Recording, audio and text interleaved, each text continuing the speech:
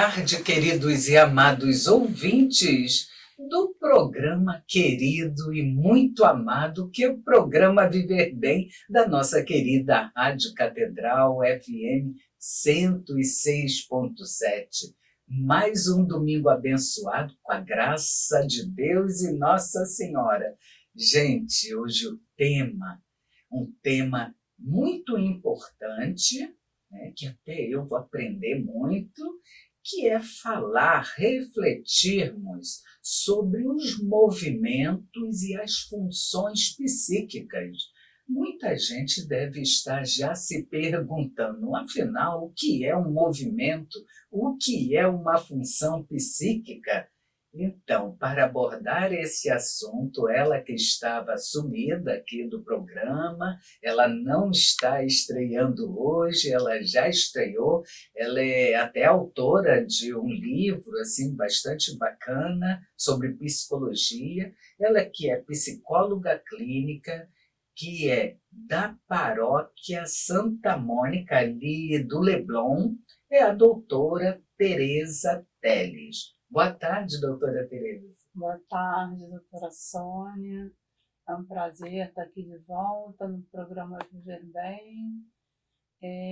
Eu sou Tereza Cristina Teles, sou psicóloga clínica, sou arteterapeuta. Meu CRP é o 28308 e estamos aqui para responder as perguntas que vierem do programa. Sim, também propor grandes reflexões sobre o tema, né, Tereza? Porque muitos dos nossos ouvintes são estudantes de psicologia, são de outras áreas também da saúde, são donas de casa, são empresários que estão ali ligadinhos na Rádio Catedral. E ficamos muito felizes com a participação de todos vocês. Aproveito para convidá-los, queridos ouvintes, a participar sobre o tema, ou se tiver alguma dúvida, ou ainda se quiser propor algum tema específico, ou até propor um convidado ou uma convidada, né, que queira somar ao nosso programa. Para fazer contato com a gente é através do e-mail viverbem@radiocatedral.com.br. Quero lembrar também aos nossos ouvintes, caso neste domingo perca uma parte do nosso programa, estará disponibilizado daqui a alguns dias no canal da nossa querida Rádio Catedral. Então, vamos começar, né, doutora Tereza? Movimentos e funções psíquicas. O que são funções e movimentos psíquicos? Então, eu vou falar primeiro dos movimentos. Os movimentos, eles são os movimentos da nossa energia psíquica, né? Que a gente chama de libido. Aqui é um termo mais técnico. E esses são movimentos da forma da pessoa se relacionar no mundo, se relacionar com as outras pessoas, com o mundo e se relacionar consigo mesma. Esses movimentos são dois, é a extroversão e a introversão. A extroversão é o seu movimento de se relacionar com o mundo externo, né, com as pessoas, com o que está do lado de fora. E a introversão é o movimento de se relacionar com o mundo interno, com fatores mais subjetivos, interiores da pessoa. E as funções? Então, as funções são 4 funções. São a sensação, a intuição, o sentimento e o pensamento. Elas são funções opostas, né? A sensação está em oposição à intuição e o sentimento está em oposição ao pensamento, sendo que a sensação e a intuição, elas são consideradas funções irracionais, enquanto que o sentimento e o pensamento seriam as funções racionais. E tem uma conexão entre as funções e os movimentos que a gente pode falar mais para frente, depois que ficar tudo mais claro, né? Então, quando a doutora Teresa fala de energia e coloca o termo científico libido, poderíamos pensar que funções, movimentos têm a ver com uma movimentação de energia, né, entre, vou usar a palavra prazer, dos sentimentos, prazer e a realidade, algo nessa ordem, quando se fala nesta conexão também. São formas da gente se posicionar no mundo, né? Sim. Tanto se relacionar com a realidade do mundo externo, como com a realidade também do mundo interno, porque todos nós temos, independente se a pessoa é extrovertida ou introvertida, os dois movimentos são necessários para todos, né? Sempre vai ter um movimento que predomina, porém o outro também é necessário, né? A gente vive aqui numa sociedade que a extroversão é mais estimulada, é mais valorizada, mas a introversão também é muito necessária. Se você for para as sociedades orientais, lá no Oriente, a introversão é mais valorizada. Então, não tem assim uma função, um movimento que seja mais importante do que o outro. Sempre depende da circunstância social que a gente está inserido, né? Sim. Eu iria perguntar, mas acredito que a doutora já tenha até respondido, mas se quiser ampliar mais, eu iria perguntar quais são os movimentos psíquicos. Então, são a extroversão e a introversão. Né? Os movimentos são a introversão e a extroversão. E existe um movimento mais favorável, não mais importante. Como a doutora ressaltou que no Oriente, né, a introversão ela é mais valorizada, digamos assim. Exato. Conta da meditação, acredito, toda uma cultura. Mais voltada para dentro, Sim. né? Toda uma cultura de introversão, de introspecção. Sim. E aqui o Ocidente tem toda uma cultura de estar voltado para fora. Só que qualquer coisa em excesso nunca é bom, né? Então, o ideal é a gente atingir um equilíbrio. Sempre vai ter um movimento que predomina em cada pessoa.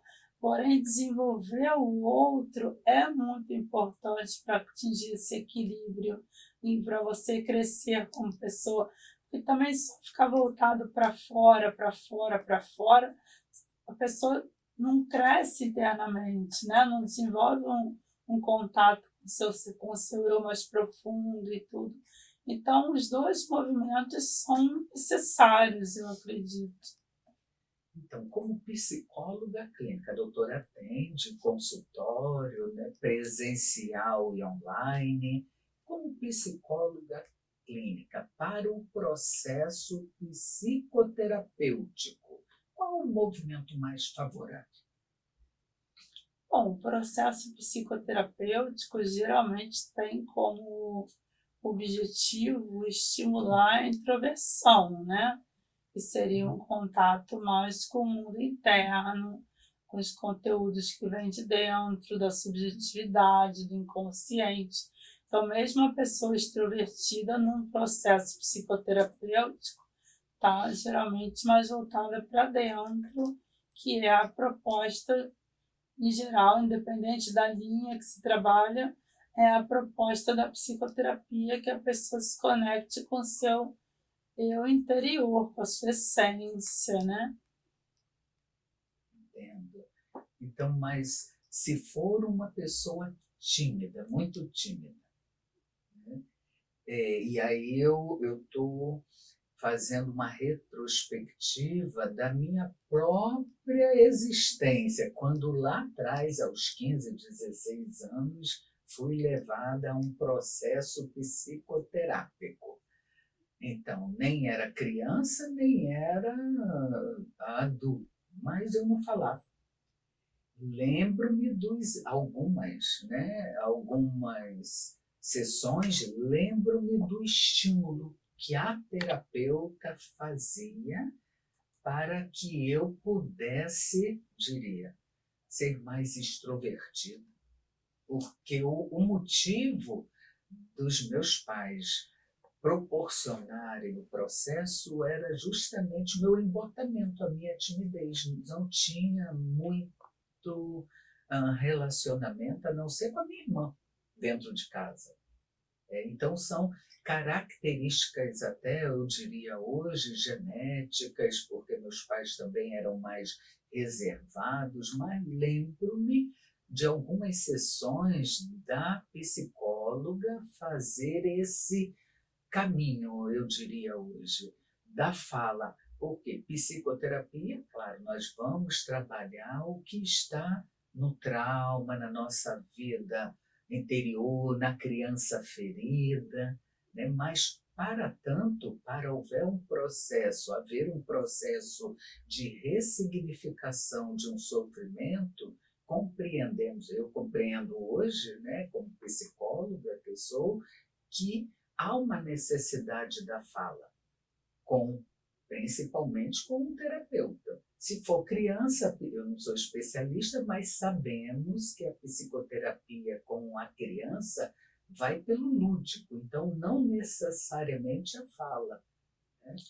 Quer dizer, na psicoterapia, é claro que a extroversão tem que estar presente, porque você está se relacionando com uma outra pessoa que está ali presente, né? Então precisa de um movimento de extroversão para considerar essa outra pessoa que está ali. Mas geralmente o foco da sessão é no mundo interno da pessoa, né? Sim. Na arte-terapia, por exemplo, a gente trabalha com a fala, mas trabalha também com as expressões artísticas, com desenho, com pintura, com modelagem, com tecelagem, são várias formas de expressão artística. Isso também é uma forma de comunicação. A pessoa está se comunicando ali, está expressando seus conteúdos que às vezes não dão para sair pela fala, não saem de uma forma verbal. O não verbal também tem formas de expressão, né? Inclusive para criança é muito indicado o trabalho com arte, com expressões artísticas, porque a criança ainda não tem o verbal, a comunicação verbal bem desenvolvida. E tem muitos adultos também que têm dificuldade de se expressar através da fala. E muitas vezes a pessoa também fala e não consegue chegar na raiz do problema. Então a expressão pela arte também ajuda muito nesse caminho de se chegar no que realmente importa de ser comunicado, né? Então, quer dizer, a extroversão é necessária porque você está ali em contato com uma outra pessoa que está facilitando o seu processo de olhar para dentro, né? Foi isso que eu quis dizer. A base do processo psicoterapêutico é olhar para dentro.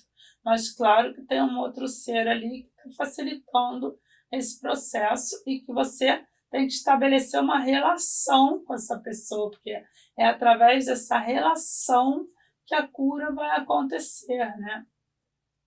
Nós, inclusive, dizemos, né, que o vínculo é curativo. Então, estabelecer a relação existencial entre o terapeuta, o psicoterapeuta e o paciente é fundamental para o êxito do processo.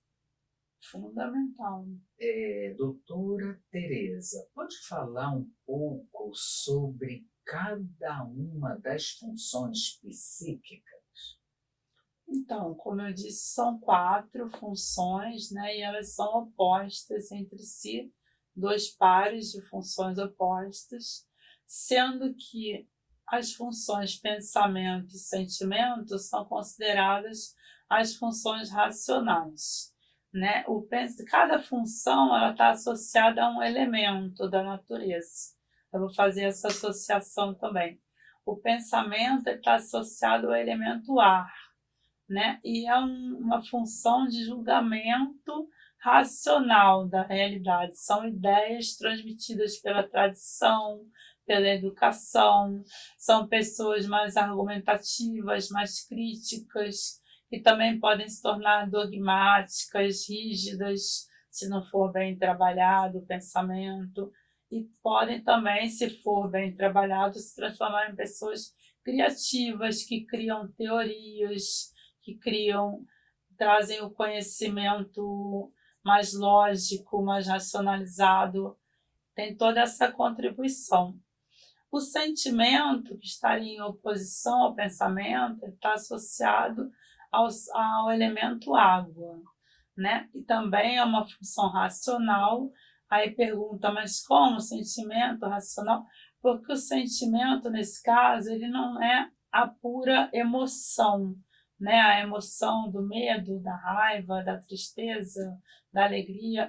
O sentimento ele já seria uma especialização dessa emoção, né? E ele é uma função de julgamento da realidade, de você perceber a realidade através de valores, geralmente através de valores. Então você percebe se é bom ou isso é mal, isso é agradável ou é desagradável. Então você está de alguma forma julgando racionalmente também a realidade que está se apresentando, tanto a externa como a interna, né?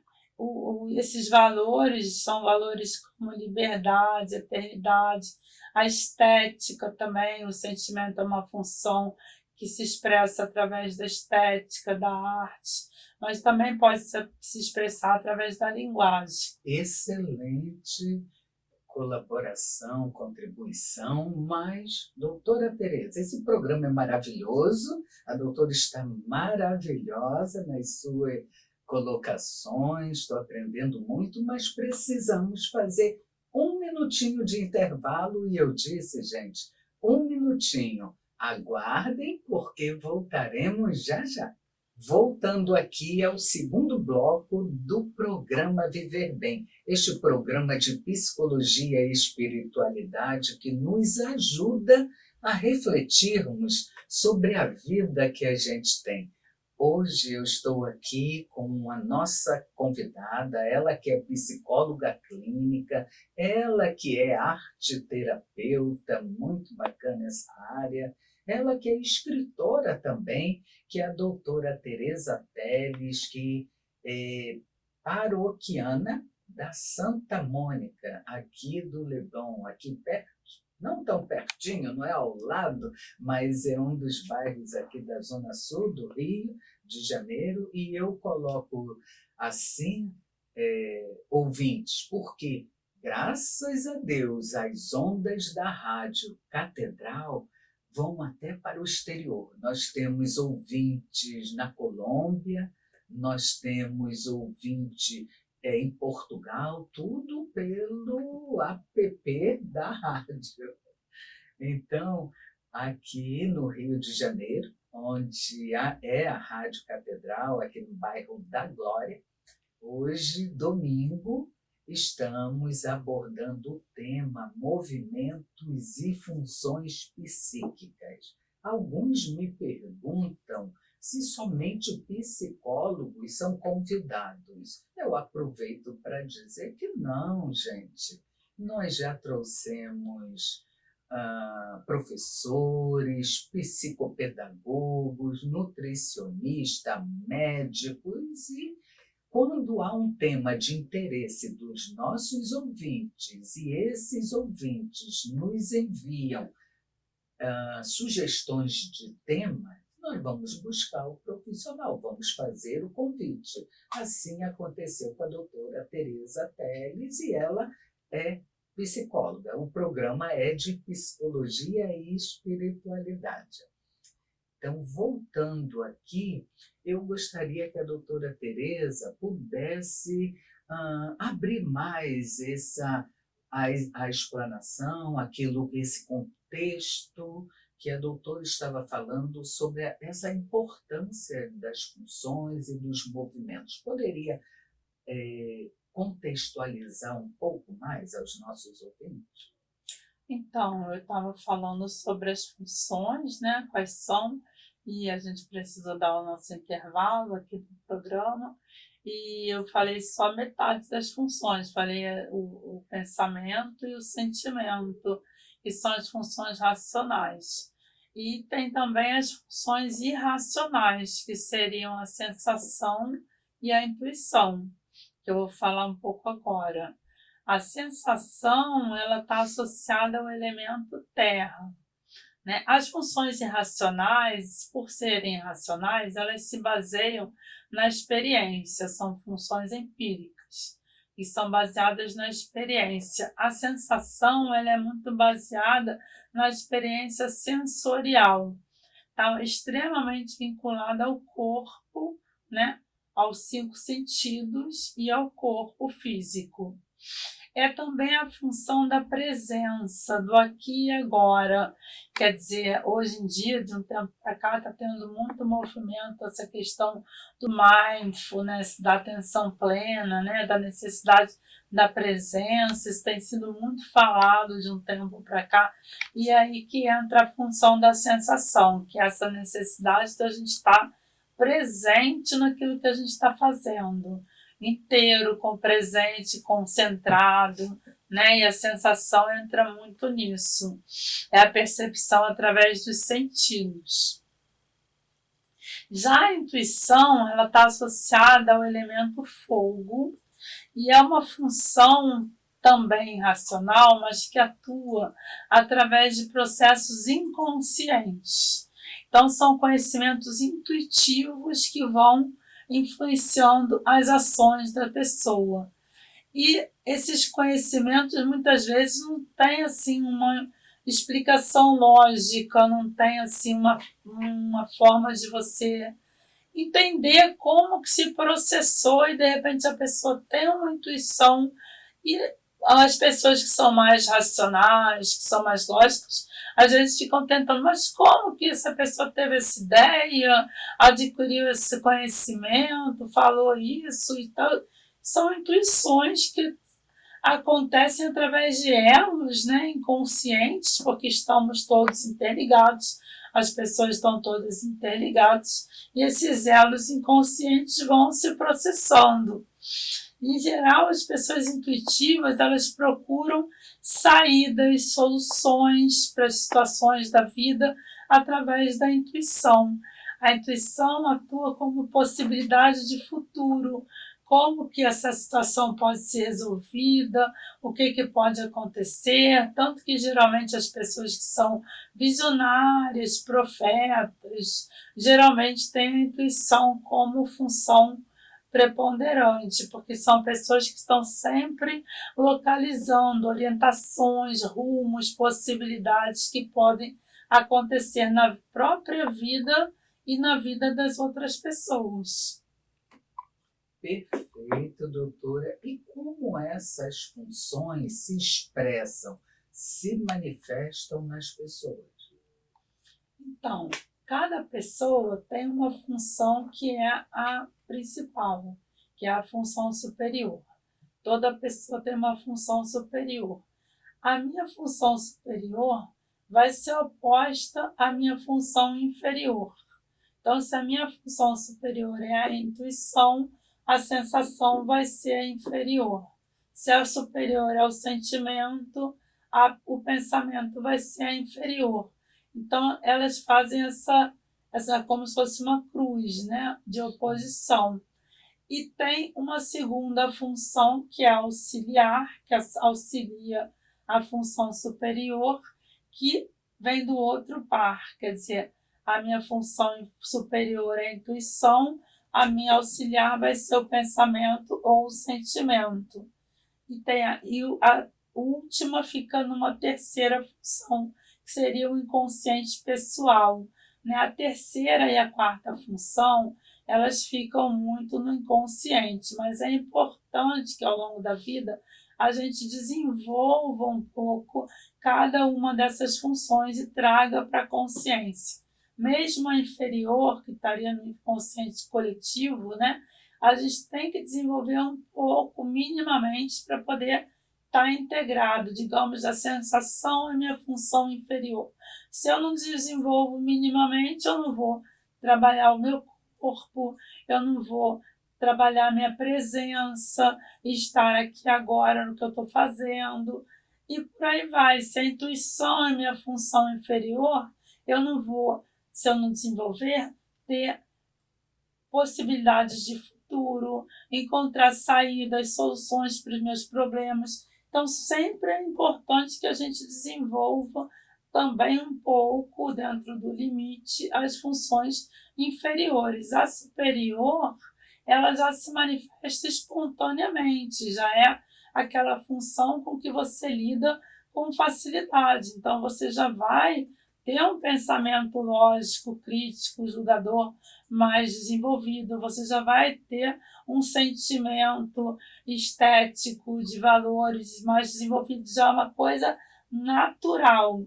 Já as inferiores, a gente precisa fazer um certo esforço, um trabalho para trazer um pouco para a consciência, para que elas sejam desenvolvidas. Entendo. A doutora menciona funções inferiores e superiores. Isso para nossos ouvintes, até para ficar mais claro, né, poderíamos dizer que são inerentes aos e exclusivas aos seres humanos e que as funções psíquicas inferiores são inatas, biológicas e Sim, elas são inerentes aos seres humanos, exclusivas, né, dos seres humanos, e todas são inatas e biológicas, né? Quer dizer, a gente já nasce com as 4 funções, com a possibilidade das 4 funções. Essa organização de qual que vai ser a predominante, qual que vai ser auxiliar, qual que vai ser inferior, é que vai acontecendo através de disposições inconscientes e instintivas, geralmente na relação mãe-bebê, né? O bebê com a mãe, a criança, vai desenvolvendo e qual a função que vai se tornando a preponderante, e essa organização, né, essa cruz da função superior, da auxiliar, da terceira e da inferior, vai se desenrolando através de processos instintivos e inconscientes, exclusivamente nos seres humanos. então uma atenção, a memória, os sentimentos, reflexos, percepções, poderíamos dizer que são funções. É isso? Sim, também né, são doutora? funções, são outras funções, é uma outra categorização, né, de Entendo. funções. Estou até pontuando sobre isso para que os nossos ouvintes possam ter uma lógica do raciocínio. A doutora está posicionando assim perfeito, de forma brilhante, mas muitos podem estar se perguntando qual é a minha função. Então é uma pergunta: como saber a minha função superior, por exemplo? Pois existem testes, né? Ótimo. Existem testes que podem identificar facilmente a função, essa ordenação das funções na personalidade de cada pessoa, né? O teste não aponta só a superior, quer dizer, você sabendo a superior, você já sabe automaticamente a inferior e já fica sabendo a terceira e a auxiliar também. E pelo conhecimento, quando você conhece o assunto, até pela observação, você consegue perceber qual é a função superior de uma pessoa. Quer dizer, eu estou atendendo, por exemplo, eu vendo o cliente se expressando, eu consigo perceber qual é a função superior. Ou num relacionamento pessoal, com um parente, uma amiga, eu consigo perceber qual é a função superior, porque você já tem esse conhecimento, já está antenada para essa percepção, né? Você conhecendo mais o assunto, você consegue perceber nas pessoas, na sua família, nos seus conhecidos e tudo. E se não, tem os testes que são indicados para isso. E eles são aplicáveis. A doutora, que é psicóloga clínica, é comum dentro do setting terapêutico, até para ajudar o paciente no autoconhecimento, no autocontrole, na regulação das suas emoções. É comum a aplicação desses testes? Sim, sim. Sim, dependendo do que você precisa de informação para conseguir conhecer melhor a pessoa e proporcionar um melhor autoconhecimento, é muito comum e até necessário, né? Certo. É interessante, viu, ouvintes, queridos ouvintes, mas não é para fazer o teste pelo doutor Google, não. Ou com psicólogos especializados no assunto, como a doutora Teresa Teles, mas sempre buscar um profissional da área competente. Outra pergunta, doutora: existe alguma relação entre os movimentos e as funções psíquicas? Sim, eles estão totalmente relacionados. Os movimentos e as funções se relacionam da seguinte forma: a minha função superior, pode ser introvertida ou extrovertida. Ou seja, existem as pessoas que são pensamento introvertido e as pessoas que são pensamento extrovertido. E assim com cada uma das funções. O sentimento extrovertido, o sentimento introvertido. Isso diferencia a forma como a pessoa exerce essa função, né? Porque, como eu expliquei no começo da entrevista, a extroversão está mais voltada para fora e a intuição está mais voltada para dentro.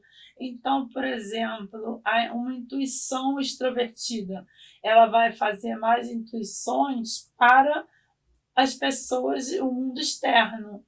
Então, ela vai intuir possibilidades, rumos, caminhos, soluções, saídas para as pessoas de fora. A intuição introvertida já vai fazer esse movimento mais para a própria pessoa. Então, a relação a função ela está atuando de forma extrovertida ou introvertida.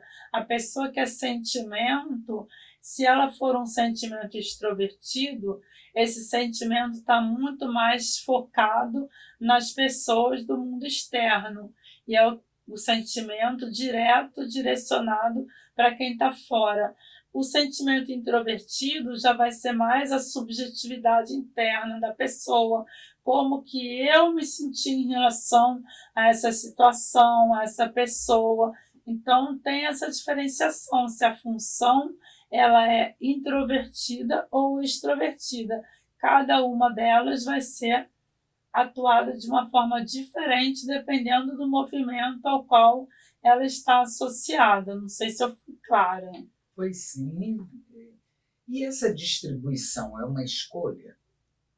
Não, não é uma escolha, ela vai acontecendo através de processos inconscientes, instintivos, que vêm desde a infância. Desde a infância, a criança, o bebê, nas relações parentais, essas funções vão se organizando na psique da criança e ela já vai tomando um rumo determinado a partir desses relacionamentos. Quer dizer, não dá para eu quero ser uma pessoa intuitiva, eu quero esse tipo de escolha, não é possível, isso já é organizado de uma forma instintiva e inconsciente.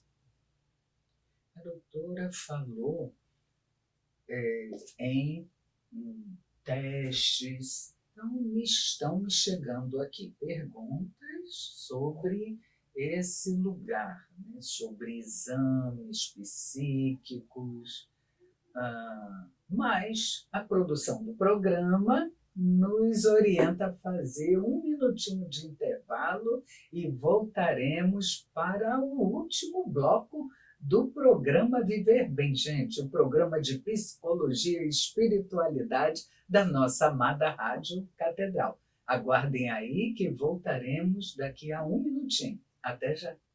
Voltando aqui ao último bloco do programa Viver Bem, eu, Sônia Nascimento, psicóloga clínica, especialista em logoterapia, e que hoje estou com a doutora Tereza Teles, respondendo, refletindo, proporcionando um conhecimento que nos ajuda muito, gente, a viver bem a vida que a gente tem. A doutora Tereza é psicóloga clínica, é paroquiana na Santa Mônica, aqui do bairro Leblon. Ela é arteterapeuta também e é escritora. Tem livros aí, depois, ao final do programa, ela vai deixar o recado, o contato e vai falar também o tema do livro dela.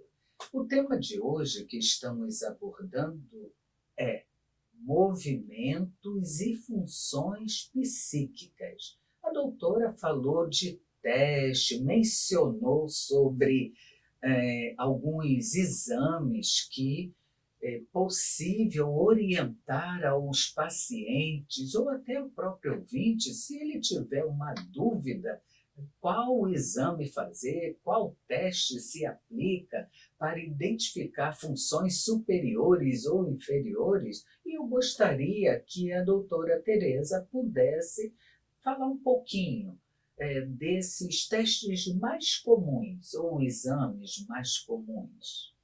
Sim, os testes mais comuns para identificar as funções psíquicas e também os movimentos são o teste de Kersey-Bates, né, que são 2 americanos que desenvolveram um teste que são em torno de 70 perguntas, a pessoa só tem que escolher A ou B, 2 opções, e a partir dali, com o resultado, a gente vê qual é a tipologia. E também o teste de tipologia junguiana, né, que também direciona para esse tipo de resultado.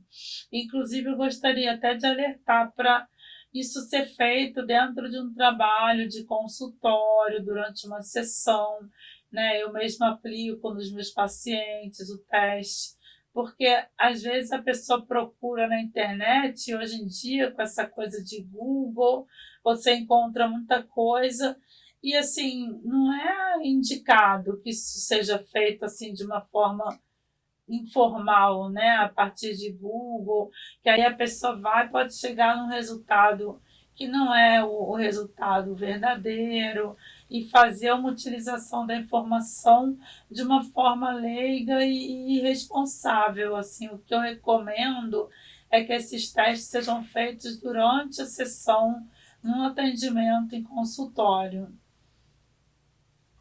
Que bom que a doutora Tereza aplica, viu, gente? Fiquem ligados aí que a psicóloga clínica no atendimento presencial, ela, se houver necessidade, e isso se dá ali no manejo clínico, né? Na análise psicoterápica. E quem define é o próprio psicólogo, não é o ouvinte ou o paciente que chega já pedindo que quer identificar suas funções superiores ou inferiores. Não, a psicoterapia é um processo de autoconhecimento, de regulação das emoções, de autocontrole. Então, cabe a competência da profissional ou do profissional identificar o momento certo.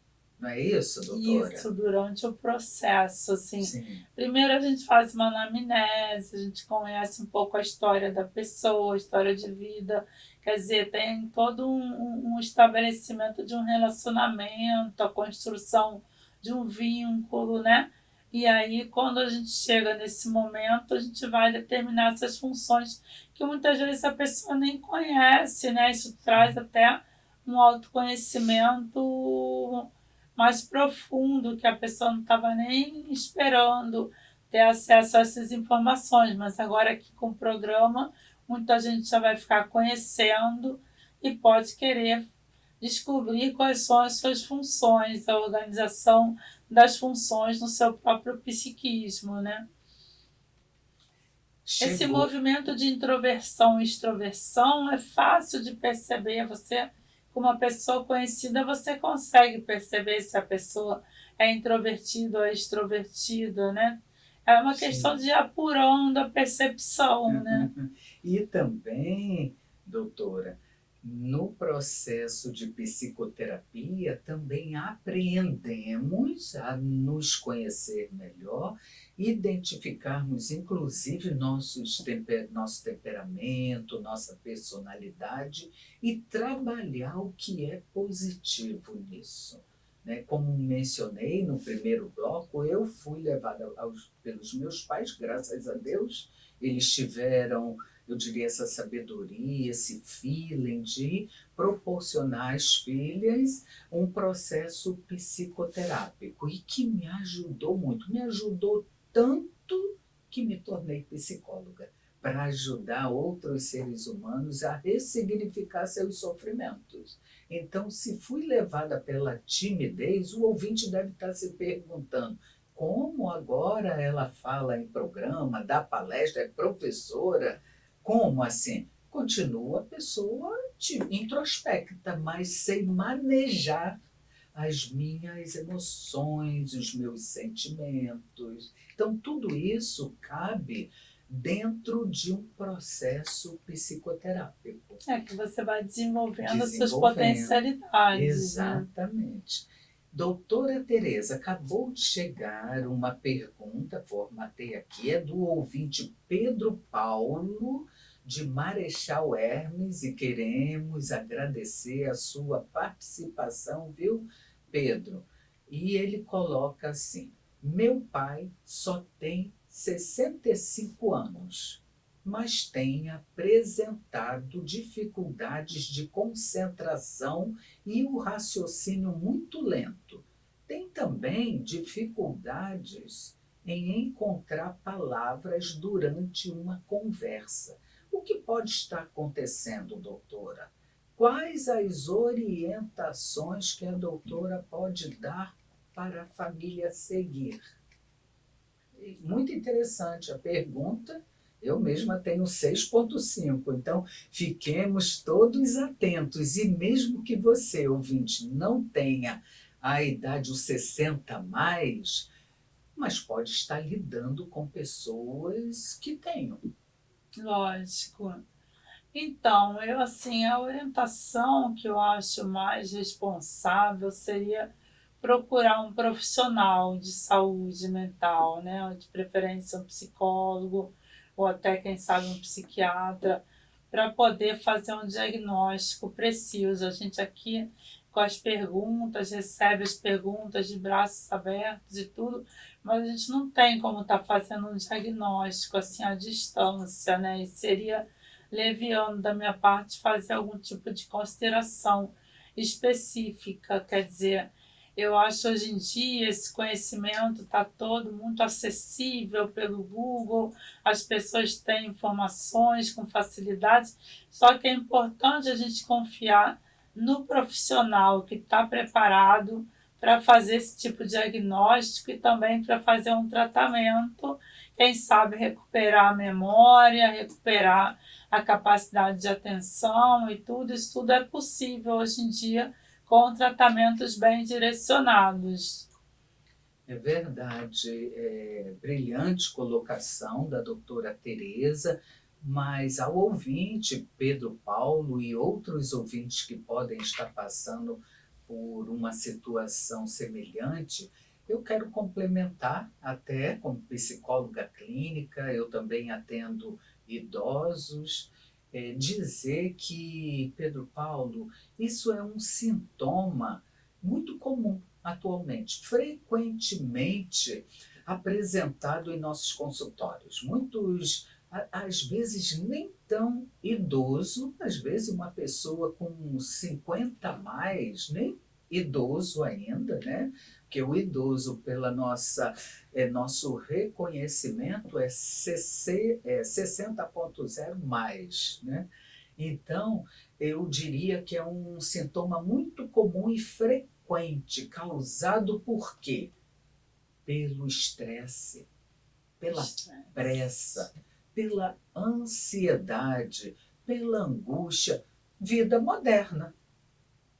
Compreende, Pedro Paulo, que até a falta de sono, a insônia, pode comprometer a atenção, a memória.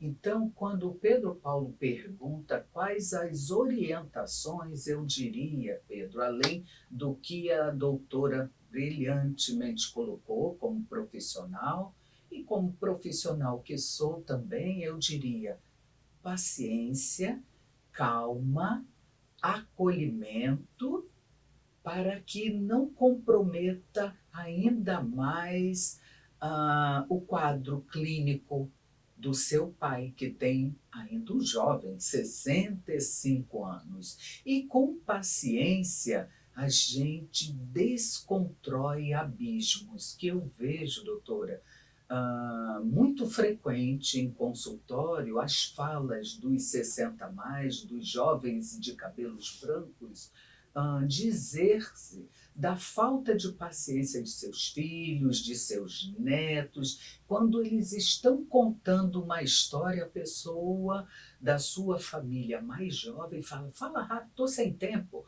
Ou seja, é preciso lembrar que, graças a Deus, temos uma pessoa com mais idade, melhor idade perto de nós, que tem sabedoria que nenhum banco universitário nos ensina. Isso tem valor. Então, eu diria, Pedro Paulo, paciência, sem pressa, acolhimento, sobretudo amor. E vai conduzindo com por esse lugar, por esse caminho, conduzindo o seu pai a aceitar, que muitos idosos não aceitam, a aceitar que precisa uma consulta com um profissional, um psicólogo, ou com um neurologista, ou com um psiquiatra. E é isso. Esse é o segredo do êxito de um relacionamento familiar.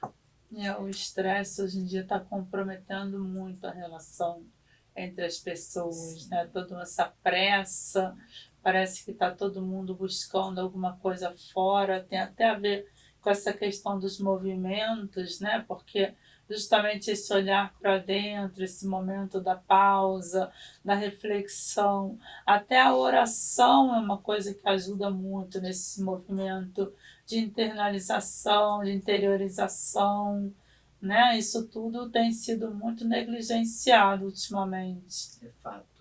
E doutora Tereza Teles, em nome de toda a equipe da Rádio Catedral, da nossa direção, queremos agradecer a sua brilhante participação. Já recebe o nosso convite, que em breve poder retornar ao programa Viver Bem. E agora encerramos o programa pedindo para a doutora deixar o seu contato do seu consultório e, se tiver uma mensagem aos nossos ouvintes, por favor.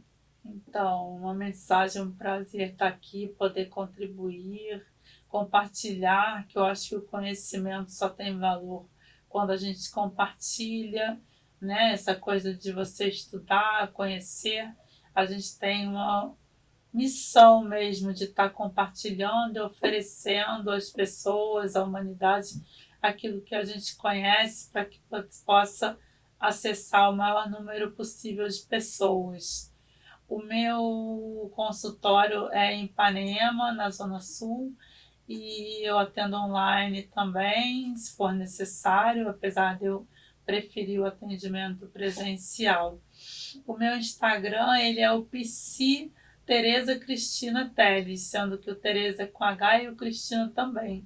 Dificulta um pouquinho para achar, mas acho que quem procurar encontra. Sim, e o telefone de contato é o 21 99 896 0257. Muito obrigada. E eu quero deixar aos nossos ouvintes um recado muito importante, gente. O programa Viver Bem, no próximo domingo, não irá ao ar, mas tem um motivo muito especial. No próximo domingo, a Rádio Catedral estará transmitindo o Retiro de Água Viva. Então, lembrem-se que no outro domingo, aí sim, voltaremos à nossa programação normal. Aguardem o Retiro de Água Viva também, que é um momento maravilhoso. Gente, eu termino também por aqui, agradecendo a todos vocês e lembrando, se podemos sonhar, também podemos tornar nossos sonhos realidades, porque só assim viveremos bem a vida que a gente tem. Um abençoado domingo a todos e até o próximo programa.